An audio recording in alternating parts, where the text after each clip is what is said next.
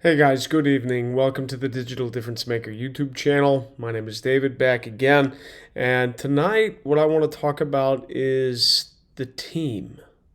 What do I mean by the team?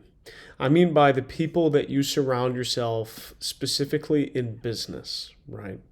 The people that, are consistent, the ones that you have to work with every day to get the job done, so on and so forth.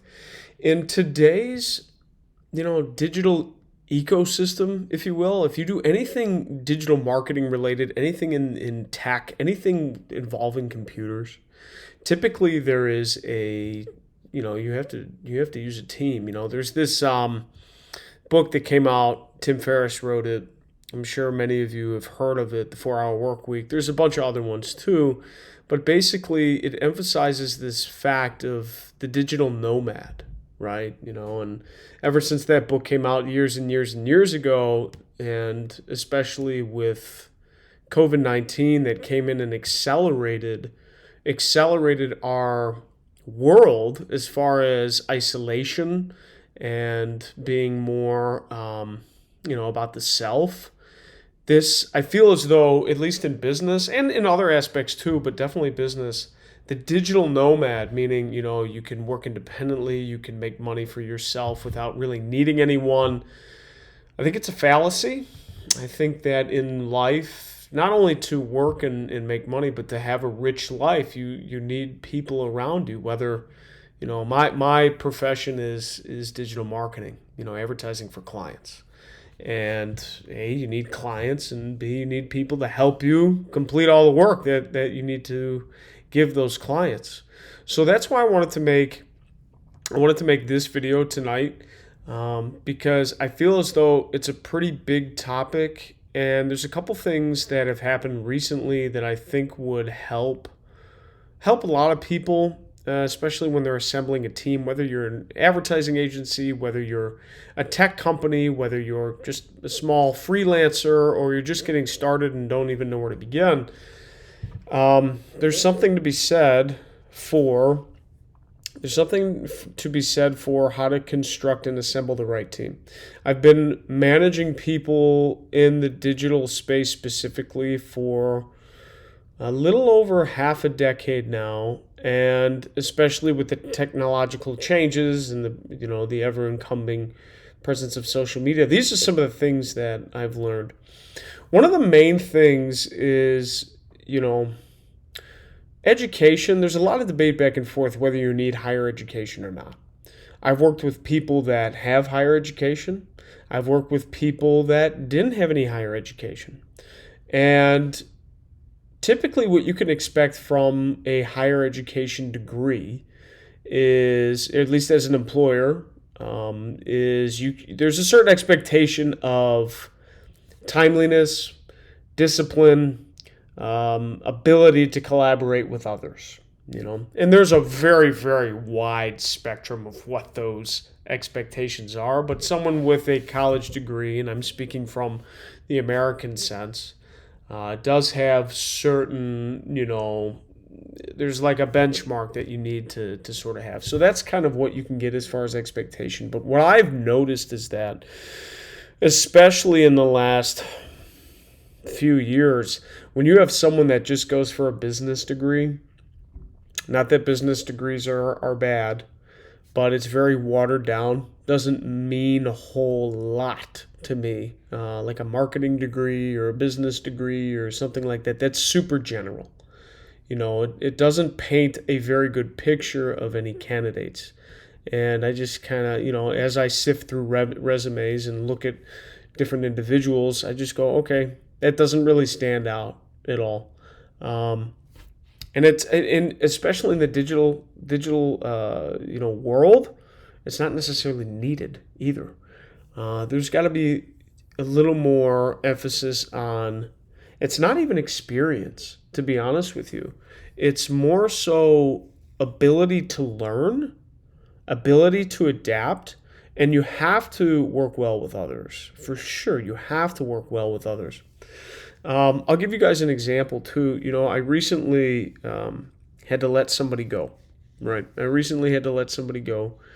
And doing that is not a pleasant experience. right? When you bring somebody in on the team, you want to have a successful situation, because when you don't, you have to invest time, resources, energy, all of the above that can translate to fiscal money, and you basically throw it out the door.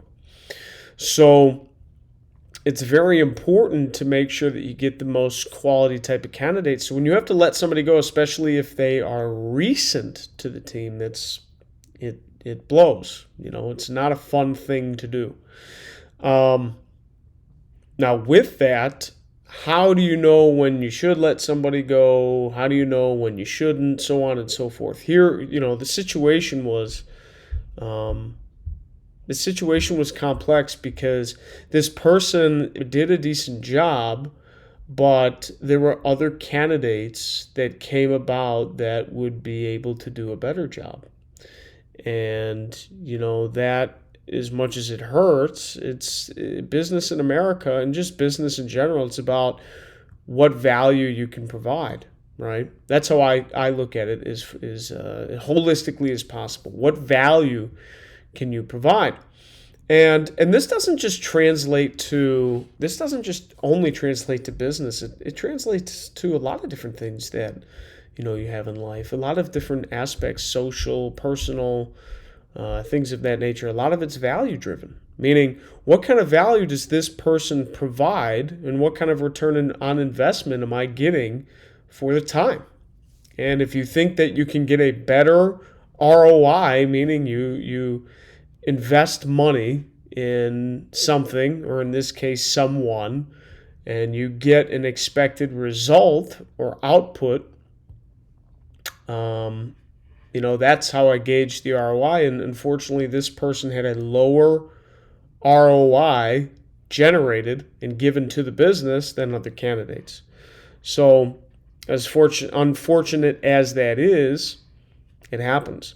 And in my experience as well, when you're interviewing somebody, when you're bringing someone on board, you never really know until you know.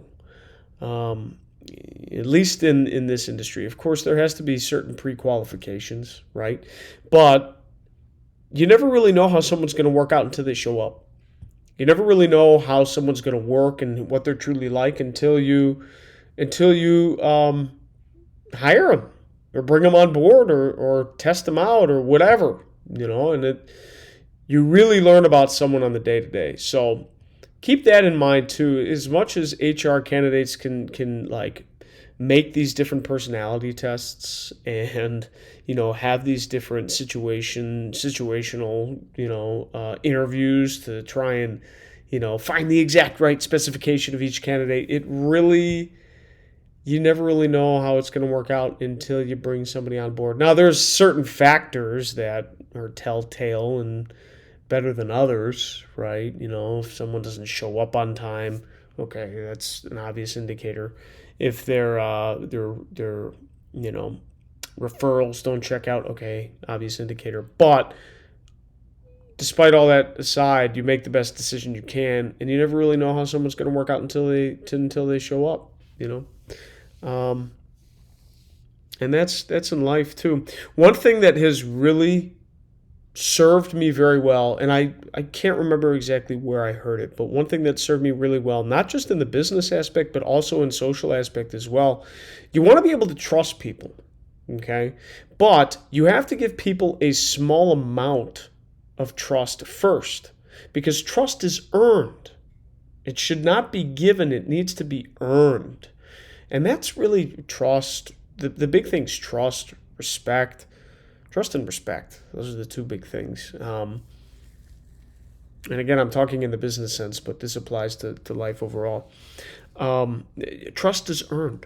Trust is earned because you don't want to just give someone keys to the vault and you barely know them. Like if I'm out with somebody, let's say I'm making a new friend, and I invite that friend to out to dinner or to go get a beverage or something. Usually if I invite them out, I'll pay for them, or I'll buy them a drink, or I'll, do something to exchange something in a very small scale.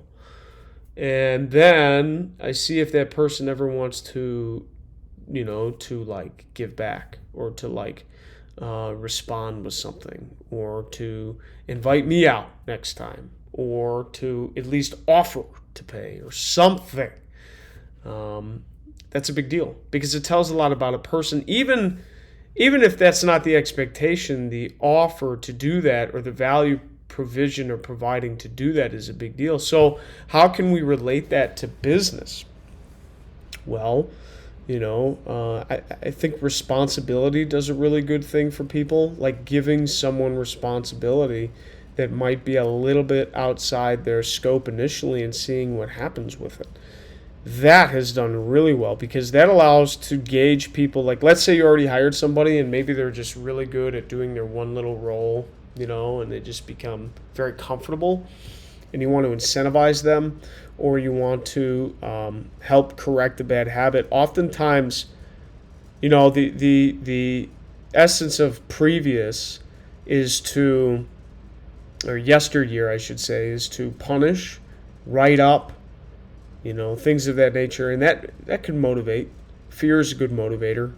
I mean, it works.